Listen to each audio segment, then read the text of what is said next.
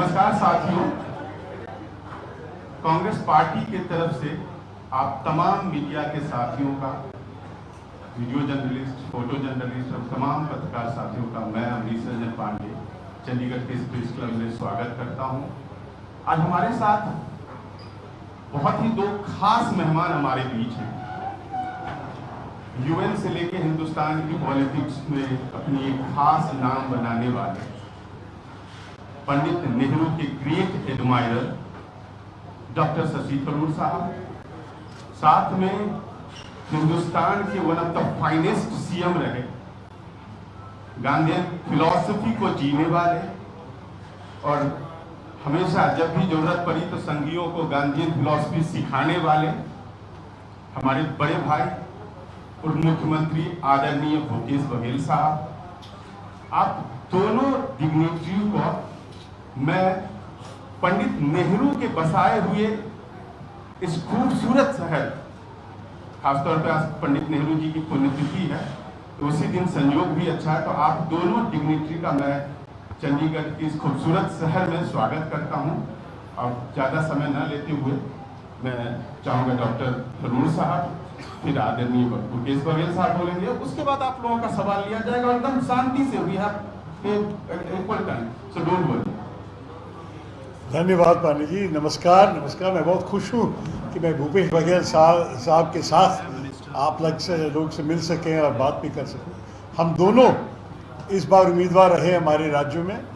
दोनों के वोटिंग 26 अप्रैल को थे। उसके बाद दोनों प्रचार में लगे हुए हैं इंडिया अलायंस के लिए और कांग्रेस पार्टी के लिए। और जो कुछ हमने देखा है, हमें बहुत आत्मविश्वास है कि 4 जून को सरकार बदलने वाली है और बदलाव का वक्त आया है जनता के मन में। अंत में तो लोकतंत्र में जनता ही तय करेंगे। मुझे पता नहीं कि 1 जून के बाद एग्जिट पोल्स में क्या कहेंगे, मैं उनको सुनने वाला नहीं हूँ ज़्यादा, क्योंकि मुझे मालूम है कि हमारे देश में जो लोग पोलस्टर्स को कहते हैं, जो लोग असलियत बूथ में करते हैं, वो शायद अलग हो सकता है। लेकिन जून 4 को जब आंकड़े निकलेंगे, मेरे ख्याल में हमारे इंडिया गठबंधन के लोगों बहुत संतुष्ट रहेंगे और आप लोग को सरकार में बहुत बदलाव देख सकेंगे। मैं आज ये सब कह रहा हूँ जवाहरलाल नेहरू जी के देहांत के 60वां एनिवर्सरी में, 60th एनिवर्सरी। उन्होंने जो कंट्रीब्यूशन जो किए हैं हमारे देश में, बहुत सारे हैं, लेकिन एक चीज़ मैं आज अंडरलाइन करना चाहूँगा, his contributions to creating and building up our democracy। मैं आपसे ये कहना चाहता हूँ क्योंकि हम तो बहुत सारी चीज़ें we take for granted कि ये सब रहें, but in fact it was not so। In 1947 we got independence amidst the trauma of partition, with 1 million people killed, 13 million people displaced. The country was in a complete tragedy, flames of partition and communal violence. And many people said that maybe the only solution is a dictatorship in order to control this disastrous situation and move forward. Nehruji refused. He said, no, we believe in democracy, we will fight for India's democracy. Even though a year later, Mahatma Gandhi was assassinated, 2 years later, Sardar Patel passed away, there was no one to challenge Jawaharlal Nehru. He could have taken the country in a very different direction, but he chose instead to stress the importance of our democracy, to give importance to democratic institutions that were just being born and being nurtured, obliging his cabinet to attend every day of parliament, attending himself, giving importance to the opposition out of proportion to its numbers, showing respect and deference to the president and vice president to show people that institutions mattered more than individuals. He was somebody who showed chief ministers the respect due to their positions, wrote every month explaining and defending his policies with them. He was somebody who said that democracy has to be instilled and encouraged in the people of India. I remember in one speech once he said, when he heard them chanting Bharat Mata ki Jai, he said, आपके मन में भारत माता कौन है? और लोग जवाब देने में उनको आसान नहीं लगा। जवाहरलाल नेहरू जी ने कहा, देखिए भारत माता आप ही है, भारत की जनता है, आप तय करते हैं इस देश का भविष्य क्या होना चाहिए। यह है लोकतंत्र के असली मतलब। तो इस महान व्यक्ति हमें छोड़ के चले गए, लेकिन जो लेगेसी, जो विरासत हमको दिए हैं, ये कभी भूल नहीं जाना चाहिए। इसलिए मैं ये भी कहना चाहता था कि of all the very many things in our country, मैं गर्व से कहता हूँ कि अगर एक चाय वाला हमारा देश का प्रधानमंत्री बन सका, it is because of the democratic institutions and values laid down, instilled by our first Prime Minister over 17 years. तो यही मैं आपसे ओपनिंग रिमार्क्स में कहना चाहता था। मेरे ख्याल में बघेल साहब और मैं हमारे अनुभव के बारे में, हम जो कुछ देखा है उसके बारे में बहुत सारी चीज़ें बता सकेंगे आपको, लेकिन मैं वहाँ रुकना चाहता हूँ अभी के लिए, और आपके प्रश्न के लिए हम जवाब देने के लिए तैयार हैं। भूपेश जी, आप कुछ बोलेंगे?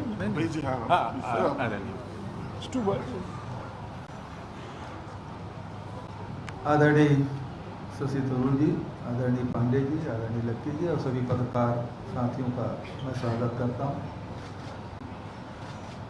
60वीं पुण्यतिथि पर नेहरू जी को पूरा देश श्रद्धांजलि अर्पित कर रहा है, और ऐसे समय में जैसे कि थरूर जी ने बताया कि जब हम चुनाव के अंतिम चरण में हैं और जो लोकतंत्र के सबसे बड़े समर्थक पंडित नेहरू जी की पुण्यतिथि हम मना रहे हैं, और पूरे देश की जनता पर हमें पूरा विश्वास है कि अब प्रजातंत्र की जड़ें बहुत गहरी हो चुकी है।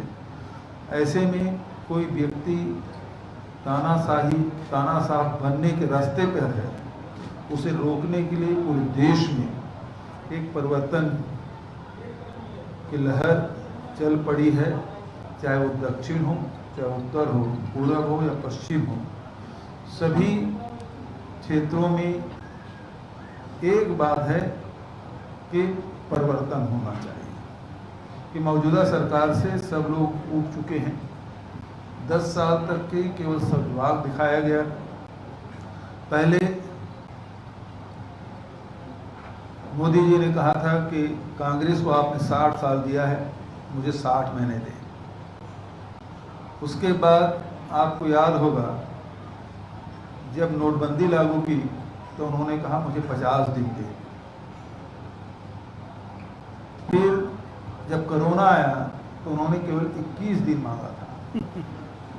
लेकिन देश की जनता ने देखा कि ये केवल सब बात दिखाते हैं और होता कुछ नहीं है। पहले जब आए, आज मैं एक कार्टून देख रहा था, तो पहले 2014 में आए तो उन्होंने कहा कि मुझे सेवक समझिए। फिर 2019 आया तो उन्होंने कहा मुझे चौकीदार समझिए। और अभी तो आपने देखा कि बनारस में गंगा में नौका विहार करते हुए उन्होंने कहा कि मुझे हो सकता है मुझे मेरी माँ ने जन्म दिया हो, लेकिन मुझे परमात्मा ने भेजा है। तो अब वो भगवान बन गए हैं। अब वो कह रहे हैं मुझे भगवान समझिए। इस 10 साल में जो परिवर्तन दिखाई दे रहा है, और जिस प्रकार से मोदी और मोदी की सरकार, उसकी पार्टी तानाशाही प्रवृत्ति को अपनाते हुए जो कार्य किए हैं, उसे चंडीगढ़ के लोग कैसे भूल सकते हैं। यहाँ जिस प्रकार से लोकतंत्र की हत्या की गई, वो आप सब गवाह हैं कि मेयर के जब चुनाव हुआ तो किस प्रकार से उसके ही पार्टी के व्यक्ति ने किस चुने हुए जनप्रतिनिधि के वोट को उन्होंने किस प्रकार से क्रॉस किया, उसको पूरा देश ने देखा है। तो आज आवश्यकता यही है कि लोकतंत्र को बचाने के लिए पूरा देश प्रतिबद्ध है, और मुझे पूरा विश्वास है कि जब 4 जून को रिजल्ट आएगा तो निश्चित रूप से लोकतंत्र के पक्ष में, संविधान के पक्ष में, संविधान बचाने वाले एक साथ एकजुट दिखेंगे। ये मैं कहना चाहता हूँ। धन्यवाद। सवाल लेने से पहले मैं अपने बड़े भाई जो हिमाचल प्रदेश के जब रूरल डेवलपमेंट मिनिस्टर है अनुरुद्ध सिंह साहब यहाँ हैं, तो ये मैं बताना भूल गया था, इसके लिए मैं माफी चाहूँगा। अब आप सवाल बारी बारी से पूछ सकते जी।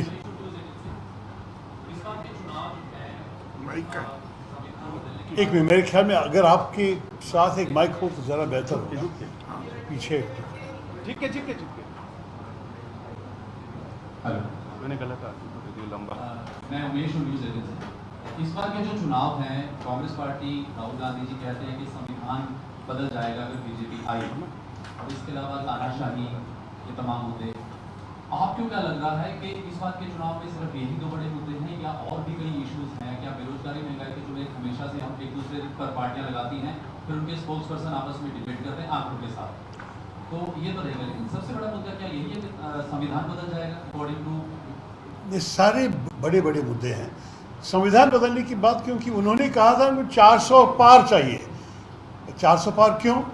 3-4 उम्मीदवार उनके भाषण में बोल रहे थे कि हमको संविधान को बदलना है, इसलिए हमें 2/3 मेजॉरिटी चाहिए पार्लियामेंट में। तो इस किस्म की बातें के लिए जवाब तो देना ही पड़ता है, क्योंकि हमारे देश में ये सही है कि 100 बार तो कॉन्स्टिट्यूशन अमेंड हो चुका है संविधान, लेकिन हर बार सारे पार्टी को एक साथ लेके जाके बहुत बड़ी मेजॉरिटी से, सारे पार्टीज के सहमति से कॉन्स्टिट्यूशन का अमेंडमेंट हो चुका था। इस बार ये लोग 400 मांग रहे हैं। क्यों? क्योंकि कॉन्स्टिट्यूशन को, संविधान को ऐसे बदलना चाहते हैं जैसे कि कोई और उनके साथ सहमत ना हो, लेकिन फिर भी उनको कर सकेंगे। और इसलिए हम ये दिखाना चाहता हूँ, क्योंकि भूल जाइए मत कि संविधान का जो स्पिरिट है उसकी तो वायलेशन हो चुकी है इस 10 साल में। जो भी ऑटोनोमस इंस्टीट्यूशंस हमारे संविधान में लिखा हुआ है, सारे की ऑटोनॉमी हॉलो आउट कर दिया। आप information commission, election commission, reserve bank of India, CAG, जो भी आप देख लीजिए, सारे पे सरकार की दबाव आप देख सकेंगे। फिर जो इंस्टीट्यूशन सरकार के अंदर है, जैसे कि CBI, ED, IT, इकोनॉमिक, सारे को वेपनाइज के आयुध बना दिए, लोगों को हैरेस करने के लिए, विपक्ष के लोगों को। और अगर कभी भी कोई नॉन विपक्षी व्यक्ति आ गए, वो होगा कोई जो विपक्ष को मदद देने के लिए कोशिश की या सरकार के खिलाफ बोल गए थे। मेरे ख्याल में कई जर्नलिस्ट को भी अनुभव हुआ है कि वो लोग कुछ कहें सरकार के खिलाफ और जर्नलिस्ट को भी IT का विजिट आता है। तो आप लोग को पता है कि जब संविधान का स्पिरिट इसने इतनी बुरी तरह से तोड़ दिया है, तो जब मौका मिलेगा संविधान को ही बदलने क्यों नहीं? जब हमारे देश में हम देखते हैं कि पार्लियामेंट, जो हमारे संविधान में एक ऑटोनोमस इंस्टीट्यूशन है, जो सरकार की अकाउंटेबिलिटी के लिए बैठा हुआ है, पार्लियामेंट अभी एक नोटिस बोर्ड बन गया सरकार के सारे डिसीजंस के लिए।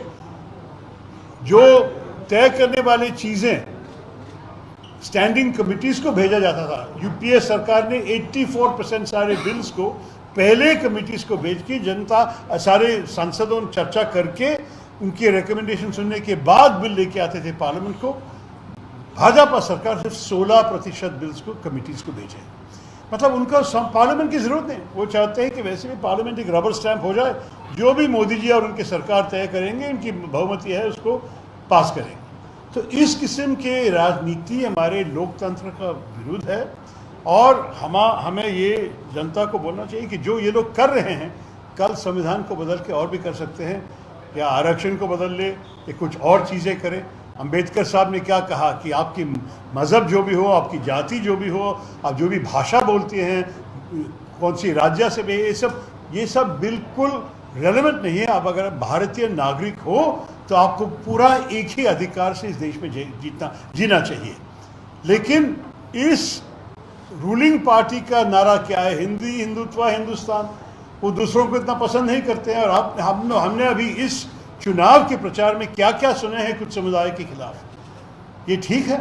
एक प्रधानमंत्री के मुंह से बोलने वाले लफ्ज़ हम सुने हैं क्या? माँ का सारे शब्द वो इस्तेमाल कर रहे हैं, मुल्ला, मौलवी, मंगलसूत्र, मुजरा भी आ गया अभी।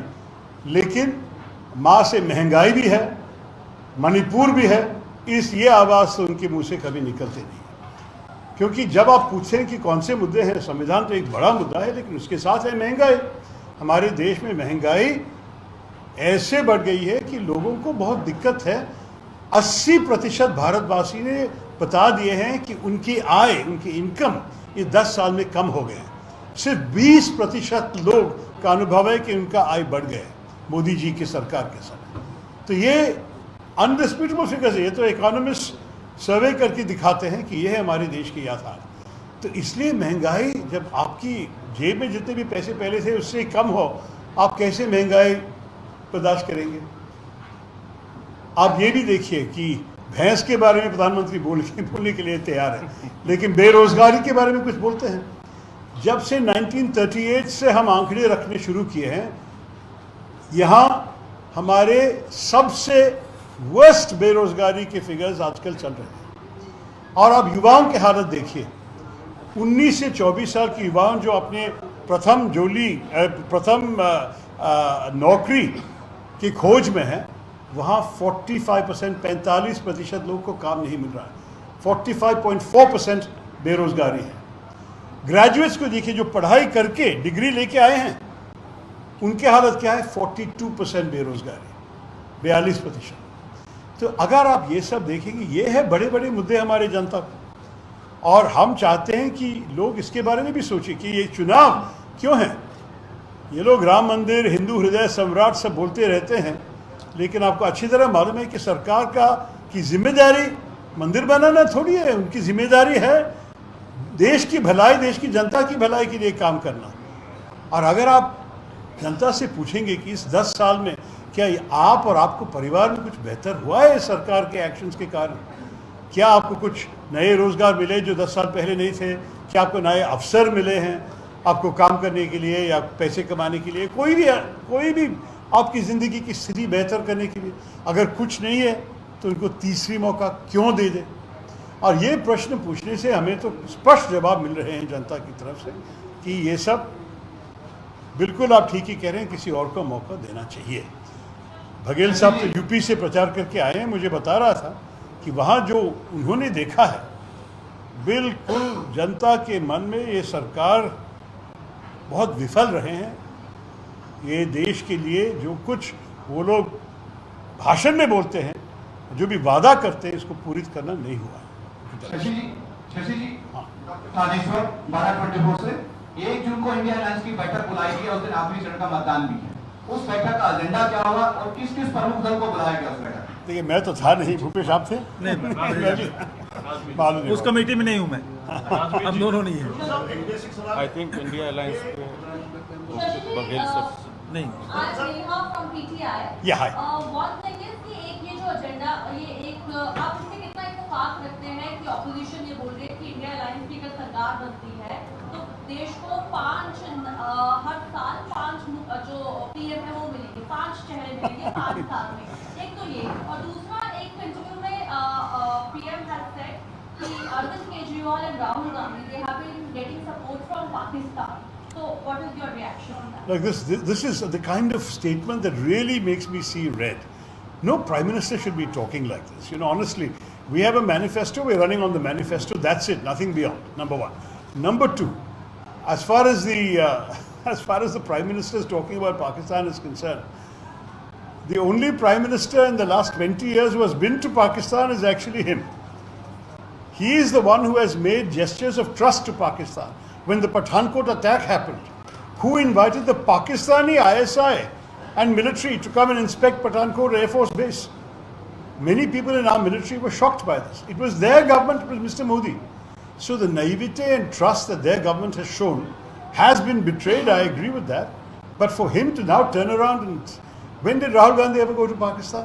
When has he said anything about Pakistan of this nature? In fact, I can tell you that as far as the India Gadbandhan is concerned, कि हमें किसी और के समर्थन की ज़रूरत नहीं है। हम हमारी जनता की राय चाहते हैं। अगर वो चाहते हैं हम आएंगे। पाकिस्तान की जो भी कोई भी कुछ कहें, as far as we are concerned, they should mind their own business. We can look after ourselves. Mike जिनके पास है वही बेस्ट होगा। माइक वापस आएंगे। ईवीएम को लेके बड़ा भ्रम फैला हुआ है। सुप्रीम कोर्ट में केस भी चला गया था ईडीआर की तरफ से, और वहां से भी अभी कोई स्थिति ऐसा नहीं है कि बिल्कुल स्पष्ट हुई। मैं विपक्ष का इसमें बहुत बड़ा रोल रहा है एक भ्रम फैलाने में ईवीएम को लेके। तो मैं आपसे ही जानना चाहता हूँ कि क्या ईवीएम अब रिजल्ट आने को तैयार है, ईवीएम गलत रहेगी या सही रहेगी? देखिए, मैं तो अब जब किसी विषय सब जुडिसी है, हमें बोलना भी ज़रा सा सोच के करना पड़ेगा। मैं कोई कंटेम्प्ट ऑफ कोर्ट चार्ज में नहीं बैठना चाहता, लेकिन मैं ये कहूँगा कि ये जो केस, और हमारे कुछ कांग्रेस के अंग भी थे जो सुप्रीम कोर्ट गए थे इस विषय पे, ये लोग उठाएं क्योंकि जनता के मन में शक होने का कारण इलेक्शन कमीशन के ये एक्शन थे। इसको छुपा रखने की क्या ज़रूरत थी? इसको अलग आंकड़े कुछ दिनों के बाद दिखाने की क्या ज़रूरत थी? मेरे ख्याल में इलेक्शन कमीशन अपनी ही क्रेडिबिलिटी को डैमेज किए थे, लेकिन अभी आपको मालूम है कल वो लोग सारे रिलीज़ किए हैं। अब तक जो पहले 5 चरण के आंकड़े रिलीज़ किए हैं। एक चीज़ तो सही है कि हर उम्मीदवार के एजेंट को ये फॉर्म 17C उसी दिन दे देता है। वो रिटर्निंग ऑफिसर घर जाने के पहले इसको भर के दस्तखत करके देना चाहिए। लेकिन अगर एक, मुझे पता नहीं भूपेश के इलाके में कितने बूथ थे, मेरे में तो 1300 से ज़्यादा था। ये सब एक एजेंट को कलेक्ट करके, मतलब एक उम्मीदवार को कलेक्ट करके 1300 इलाके से कलेक्ट करके एडअप करने के अलावा, जब इलेक्शन कमीशन को रिटर्निंग ऑफिसर्स के आंकड़े डायरेक्टली मिलते हैं, उनके एक ऐप है, उनको तुरंत कैलकुलेशन करके उसी दिन दे सकते हैं, तो ऐसे कुछ दिनों को छुपा के रखना क्यों किए मुझे मालूम नहीं। अपनी ही क्रेडिबिलिटी को डैमेज किया। दूसरी बात यह है कि शक 2-3 लोग कह रहे हैं। मैं जनता से कहता हूं कि आप जाके आपके वोट डाल दीजिए। बाद में अगर कोई तकलीफ है, कोई सबूत निकले कि कोई भी प्रॉब्लम हुआ, हम तो उसको उठा लेंगे। लेकिन अभी हम चाहते हैं कि हम पूरा विश्वास से जाके वोट करें, क्योंकि ये आपका लोकतांत्रिक हक है।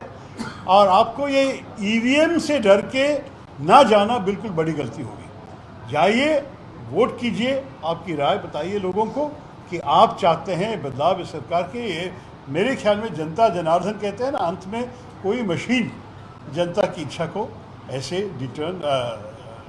ऐसे बदल नहीं सकेगी। Prime Minister has made a comment today in one of the interviews that Delhi में हम हैं साथ और पंजाब में हम हैं कौन on India block. And second question is, they have termed the AAP government in Punjab as a urban Naxalite. This is a dangerous trend which the Prime Minister says. Very dangerous. Your comments. I would agree with you entirely that some of these things the Prime Minister says are actually dangerous for the country. We've seen the irresponsibility of the BJP in talking about farmers from Punjab as Khalistanis. We have seen this kind of language being used that divides the country, and an urban Naxal is a kind of invention of the BJP. There are no urban Naxals. There has been Naxalite violence in some tribal areas, including in Bhupeshji's state and a few places like that. There has been no urban Maoism in this country or Naxalism in this country. Why this kind of abuse is being applied to people is in an effort to delegitimize dissent. That is, in a democracy, we all have the right to challenge and criticize the government. But if every time you criticize the government, you're accused of being anti-national, that means your criticism is no longer legitimate. You're anti-Hindu, you're anti-national. What kind of talk is this? The Prime Minister really has to be a little more restrained, because he is the Prime Minister of all Indians. And he occupies a position that all of us would like to respect. Now, finally, on Delhi and Punjab, let me say it was very clear to us from the very beginning of the India Alliance that the alliance was going to work on a state-by-state basis. Because in our country, we are a big country, and each state has its own political history and its own political character. I'll give you a different example in my own state of Kerala. For 55 years, the communists and us have been opposing each other. Every 5 years, there's been alternation of governments until the last election. And it would be inconceivable for the Congress party in Kerala to think of cooperating in Kerala with the communist parties. But right next door to us in Tamil Nadu, the CPI, the CPM, our own ally, the Muslim League, the Congress and the DMK are all together. There is no dispute, no problem. We've been together before. We are together again this time, and we'll be together in the future. So there is no contradiction. In Delhi, Aam Aadmi Party and us have made common cause. In Punjab, we do not agree. That is perfectly just like Kerala and Tamil Nadu. It's entirely possible. And I would say to the Prime Minister, this is the reality of our country. Learn to appreciate our diversity, which also extends to our politics. Sir जी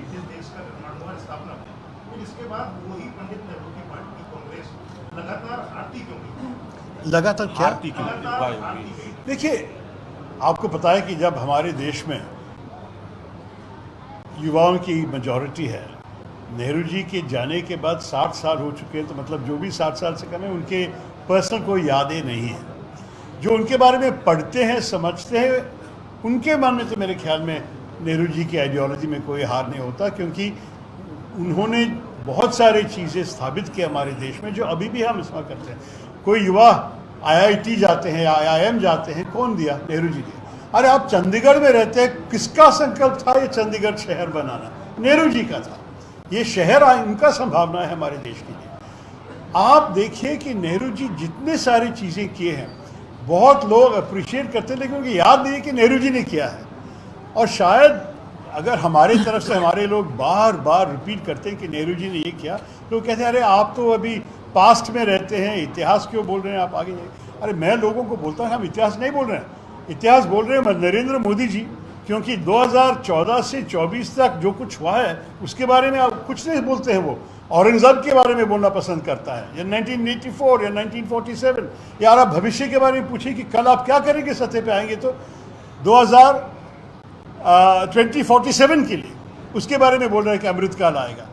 क्योंकि उनकी reality, उनकी performance record इतना बुरा है कि उनको आज की हकीकत के बारे में बोलने का कुछ नहीं है। इसलिए या दूर की इतिहास या आने वाले दूर की भविष्य के बारे में बोलना पसंद करते हैं। हम आज के बारे में बोल रहे हैं, जो हम आज के हमारे अनुभव है, ये नेहरू जी की लेगेसी है। जो आज हमारे अगर डेमोक्रेसी चल रही है अच्छी तरह से, मेरे ख्याल में इस सरकार अनफॉर्चुनेटली इस डेमोक्रेसी को बहुत बर्बाद किया है, लेकिन डेमोक्रेसी है हमारे देश में क्योंकि नेहरू जी ने इसको साबित किया। वो आराम से कुछ और तरीके से बिहेव कर सकता था, लेकिन नहीं किया। वो चाहता था कि डेमोक्रेसी इस्टेब्लिश हो जाए हमारे देश में। और अगर हमारे ये बड़े बड़े स्थापन है, जैसे कि IITs, इसरो, हमारे रॉकेट सैटेलाइट रिसर्च, ये सब तो नेहरू जी ने भी लेके आया था। उनका विजन था कि हम गरीब देश सोच के हमें ये आकाश के बारे में नहीं सोचना है, वो भी ठीक नहीं है। जो भी हमारे साइंटिस्ट कामयाब है करने के लिए, करने का मौका देना चाहिए। ये भी अपना नेहरू जी ने किया। तो आप देखिए कि आज के जो भारत है उसको बनाने में इतना बड़े योगदान था नेहरू जी का, कि मोदी जी को उनको अटैक करने में मैं समझ लिया क्यों कर रहा था। क्योंकि हर रोज़ हर चीज़ नेहरू जी के ऊपर रखेंगे तो जो अच्छा उन्होंने किया वो लोग शायद भूल जाएंगे और उसके बारे में ज्ञान नहीं होंगे। सिर्फ 62 के युद्ध की विफलता वगैरह वो सब चीज़ें नेहरू जी के खिलाफ बोल रहे हैं। मैं आपसे अंत में ये भी कहूँगा कि हम चाहते हैं कि एक नई सरकार नेहरू जी के स्पिरिट लेके, उनके जो डेमोक्रेसी में जो विश्वास था उनको आगे बढ़ाने का काम करना है। लेकिन हम भी कल के बारे में सोचना चाहिए, भविष्य के बारे में सोचना चाहिए। हम कभी नहीं कहते हैं कि India should live in the past, ये नहीं है हमारा सोच। लेकिन पास्ट से जो अच्छे मिले हैं उसको सेफगार्ड भी करना, सुरक्षित रखना है, ये भी हमारी जिम्मेदारी है। माइक ले लीजिए।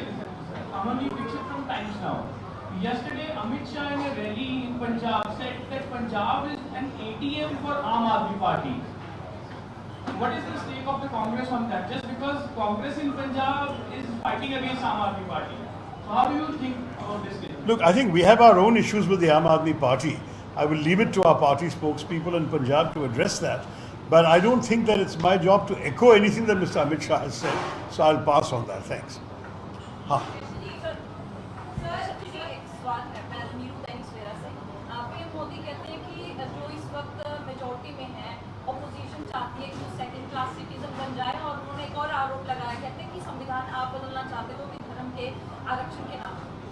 बिल्कुल नहीं।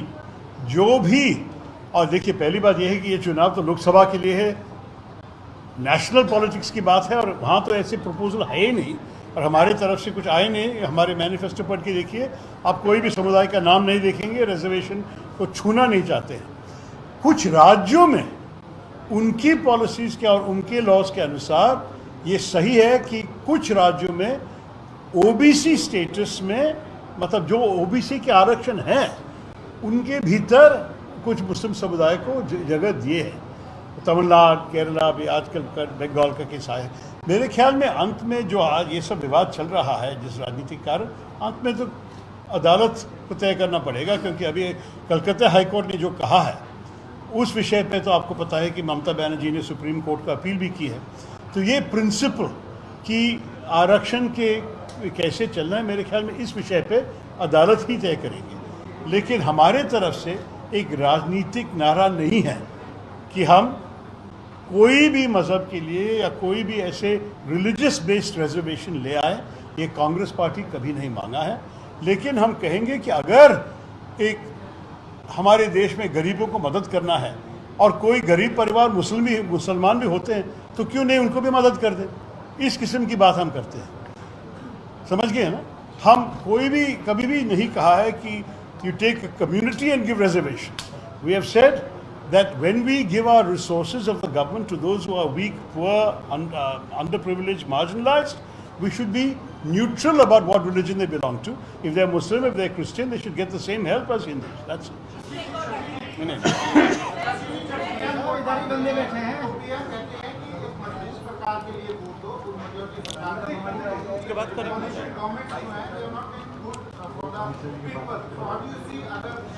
देखिए, मजबूत सरकार क्या होती है? मजबूत सरकार ऐसी होनी चाहिए जो जनता के लिए काम कर सके।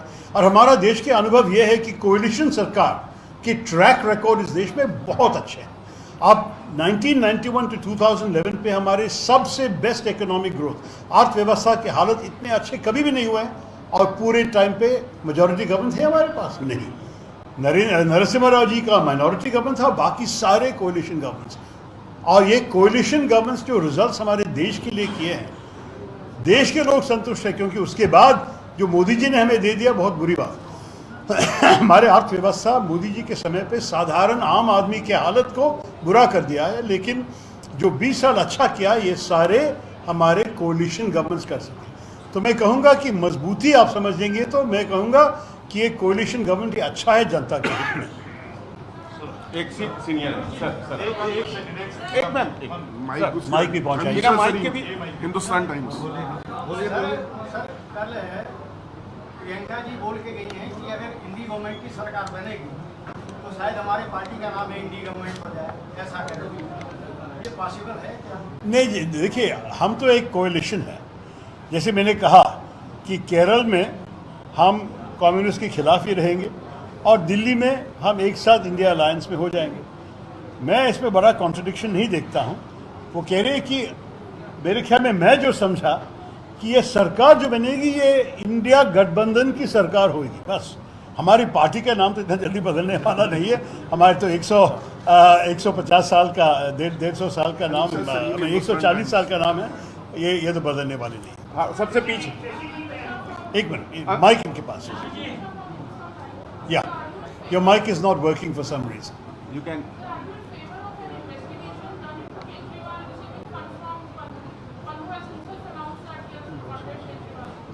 Look, on all these matters, I am going to tread a little warily because I am a little unsighted. I was not aware of the statement. I will say, however, that as far as we are concerned, we have never been against investigating any potential wrongdoing. What we said about Mr. Kejriwal, very simply, was that it is wrong for the government, in the middle of an investigation that has gone on for more than 2 years, to arrest him just when he is about to campaign in the elections. That we felt was wrong because in our democracy, political leaders, he's leader not only of he's not only Chief Minister of Delhi, he's also leader of a national political party. Everyone should be free to do their campaigning. If there were any grounds to proceed further with the investigation, that should have been pursued after the 1st of June. That is exactly what the Supreme Court has also said. So we are not saying don't investigate. If there's anything that needs to be investigated, justice can always take its course, but do not interfere with the democracy of our country by impeding the ability of someone to contest in elections and participate in elections.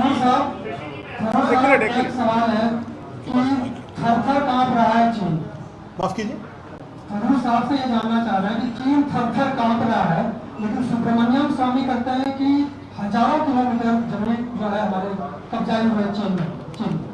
देखिए, चीन के विषय में अभी बोल चुका हूँ, एक और बार बोलता हूँ आपको।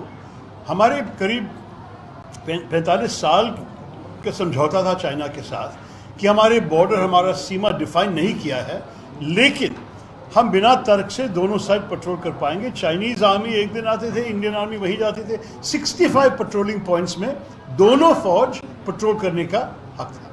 लेकिन ये मोदी सरकार के ज़माने में क्या हो गया है कि ये 65 पेट्रोलिंग पॉइंट्स में 26 पेट्रोलिंग पॉइंट में चीनी आर्मी आके बैठे हैं। They have started building enduring installations और इंडियन आर्मी को वहाँ पेट्रोल करने की इजाज़त बंद किया है। आपको पता है कि गलवान में जो कुछ हुआ जून 20 में, जून में क्या हुआ, हमारे जवानों ने कहा कि आप लोग क्यों बैठे हैं, अभी हमारी बारी है यहाँ आने के लिए, अब चले जाइए यहाँ से। और जवाब उनको दिए, इनको शहीद कर दिया चीना को। 20 जवानों को उन्होंने मार दिया।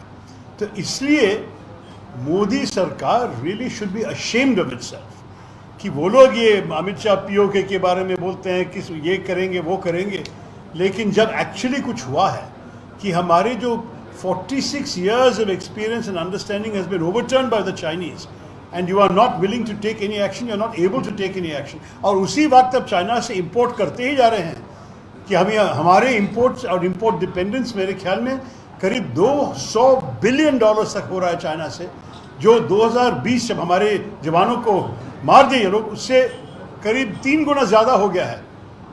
तो इस किस्म की राजनीति क्या हमारे नेशनल सिक्योरिटी पे बेनिफिशियल है या नहीं?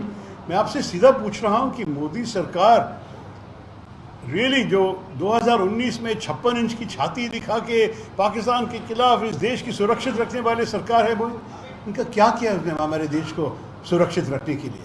और अभी पीओके के बारे में उनका गृह मंत्री कह रहा है, अरे 10 साल आप सत्ते में थे, पीओके से क्या किया, कहाँ लेके आए आप पीओके?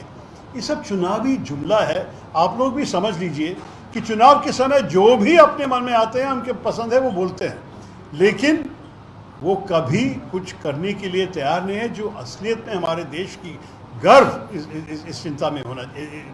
मैं सब जो देश के गर्व है, देशभक्ति है, हम लोग सब चिंतित है कि क्या किया है सरकार ने और कल कैसे हम इसको बदल सकेंगे। आसान नहीं होगा। हमारे जो लद्दाखी शेपर्ड्स जो है, जो ग्रेज करने के लिए जाते थे, वो नहीं जा सकेंगे आजकल कई एरियाज में, क्योंकि चीन वहाँ बैठे हैं। और इसके लिए कुछ भी अकाउंटेबिलिटी दिखाएंगे सरकार, कुछ बताएंगे हमें? कुछ नहीं। नहीं, कोई गुस्सा नहीं हमारे देश में। उसका टेक्निकल मीनिंग क्या होता है कि चीन कुछ नहीं बदला, लेकिन हमें उसी वक्त फॉरेन मिनिस्टर क्या कह रहा है, China must restore the status को एंटी। इसका मतलब क्या था?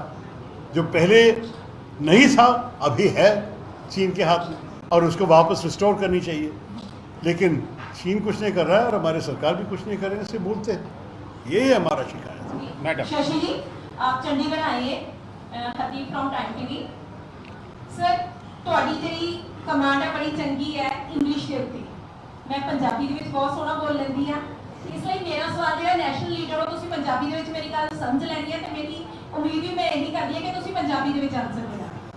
ਸਰ ਕੱਲ इतना तो समझ सका, लेकिन जवाब तो बोलना है।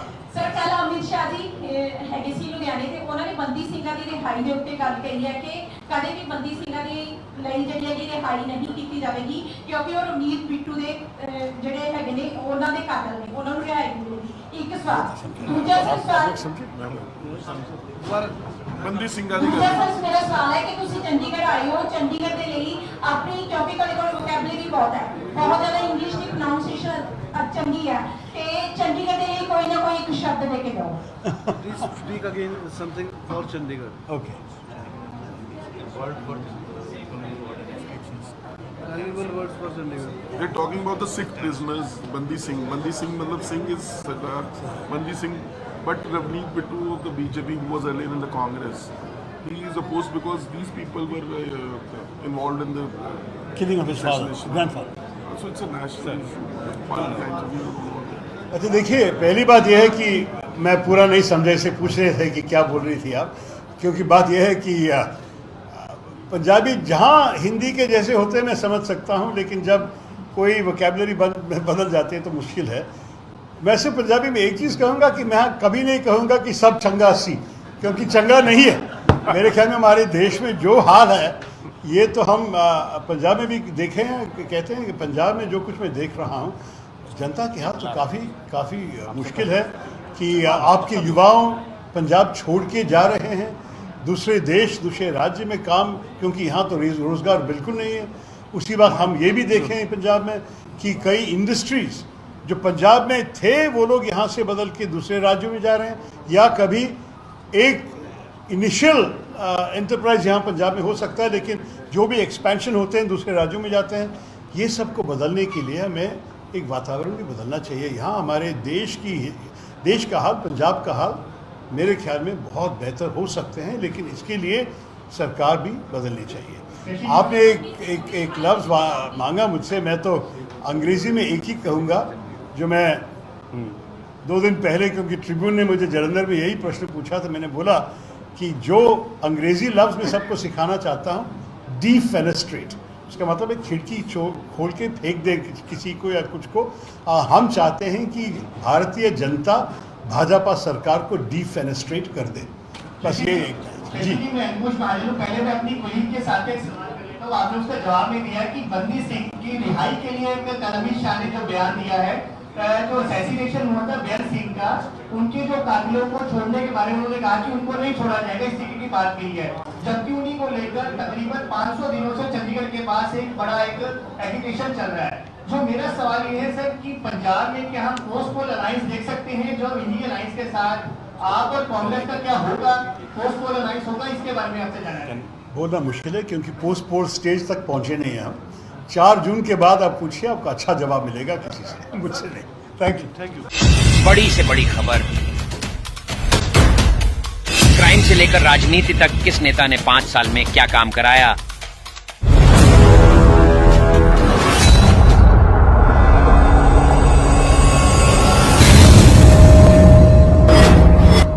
मिलेगी सबसे पहले हर खबर चेंजिंग फ्यूचर न्यूज पर, जो बदलेगा आपका